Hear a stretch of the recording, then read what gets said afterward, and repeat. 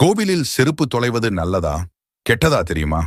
நம்மில் சில பேர் கோவிலுக்கு செல்லும் போது கோவில் வாசலில் செருப்பை கழட்டிவிட்டு செல்வோம்.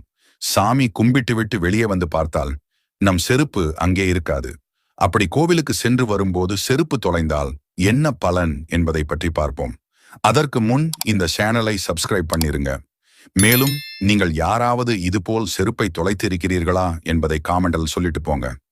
முதலில், செருப்பு தொலைவது நம்முடைய கர்ம பாவங்கள் குறைகிறது என்பது பொருள். கோவிலில் செருப்பு தொலைவது உங்களது வாழ்க்கையில் இருந்த கர்மா பாவம் எல்லாம் அங்கேயே தொலைந்து போவதற்கு சமம். இரண்டாவது, உங்களது அகம்பாவம் கர்வம் போன்றவற்றை குறைத்து உங்கள் மனது அடக்கமாகிறது என்பதை குறிக்கும். மூன்றாவது, இத்தகைய தெய்வீக இடங்களில் செருப்பு தொலைந்தால் உங்கள் வாழ்க்கையில் புதிய தொடக்கம் நிகழப்போகிறது என்பதற்கான அறிகுறியாகும். சில சமயம் உங்களை கடவுள் சோதிப்பது போல், அதாவது செருப்பு தொலைந்தால் அதை கடவுள்